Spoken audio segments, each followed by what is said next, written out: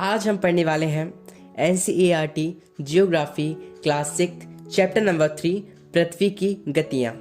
तो आइए शुरू करते हैं। जैसा कि आप जानते हैं, पृथ्वी की गति दो प्रकार की है, घूर्णन एवं परिक्रमण। पृथ्वी का अपने अक्ष पर घूमना घूर्णन कहलाता है। सूर्य के चारों ओर एक स्थिर कक्ष में पृथ्वी की गति को परिक्रमण कहते हैं। पृथ्वी का अक्ष एक काल्पनिक रेखा है जो इसके कक्षीय सतह से 66 सही 1/2 डिग्री का कोण बनाती है। वह समतल जो कक्ष के द्वारा बनाया जाता है उसे कक्षीय समतल कहते हैं। पृथ्वी सूर्य से प्रकाश प्राप्त करती है।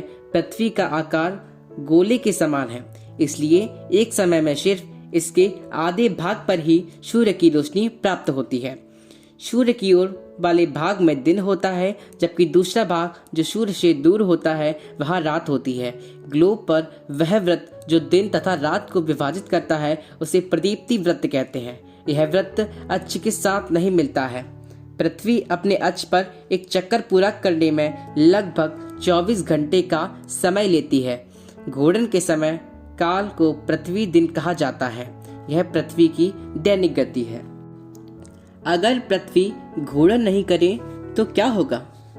सूर्य की तरफ वाले पृथ्वी के भाग में हमेशा दिन होगा, जिसके कारण उस भाग में गर्मी लगातार पड़ेगी। दूसरे भाग में हमेशा अंधेरा रहेगा एवं पूरे समय ठंड पड़ेगी। इस तरह की अवस्था में जीवन संभव नहीं हो पाएगा। पृथ्वी की दूसरी गति जो सूर्य के चारों ओर कक्षमय होती है उसे परिक्रमण कहा जाता है।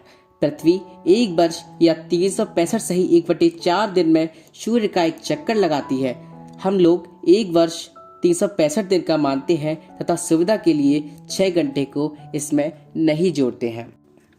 4 वर्षों में प्रत्येक वर्ष के बचे हुए 6 घंटे मिलकर एक दिन यानी 24 घंटे के बराबर हो जाते हैं। इसके अतिरिक्त दिन को फरवरी के महीने में जोड़ा जाता है। इस प्रकार प्रत्येक चौथे वर्ष फरवरी माह 28 के बदले 29 दिन का होता है।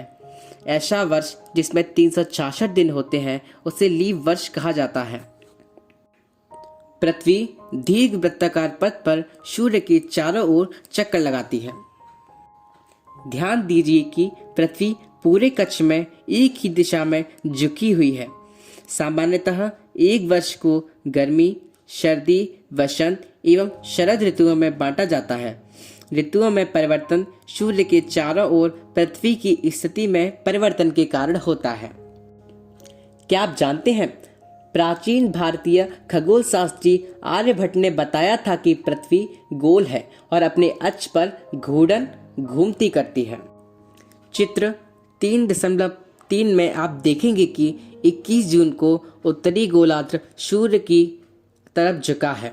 सूर्य की किरणें कर्क रेखा पर सीधी पड़ती हैं। इसके परिणाम स्वरूप इन क्षेत्रों में ऊष्मा अधिक प्राप्त होती है। ध्रुवों के पास वाले क्षेत्रों में कम ऊष्मा प्राप्त होती है, क्योंकि वहां सूर्य की किरणें तिरछी पड़ती हैं। उत्तर ध्रुव सूर्य की तरफ झुका होता है तथा उत्तरी ध्रुव रेखा के बाद वाले भागों पर लगभग 6 महीनों तक लगातार दिन रहता है।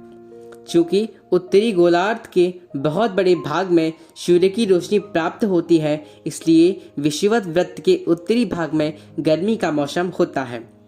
21 जून को इन क्षेत्रों में सबसे लंबा दिन तथा सबसे छोटी रात है। पृथ्वी की इस अवस्था को उत्तर अयनांत कहते हैं। 22 दिसंबर को दक्षिण ध्रुव के सूर्य की ओर झुके होने के कारण मकर रेखा पर सूर्य की किरणें सीधी पड़ती है।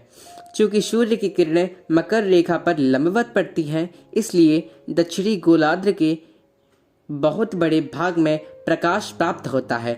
इसलिए दक्षिणी गोलार्ध में लंबे दिन तथा छोटी रातों वाली ग्रीष्म ऋतु होती है। इसकी ठीक विपरीत स्थिति उत्तरी गोलार्ध में होती है। पृथ्वी की इस अवस्था को दक्षिण अयनांत कहा जाता है।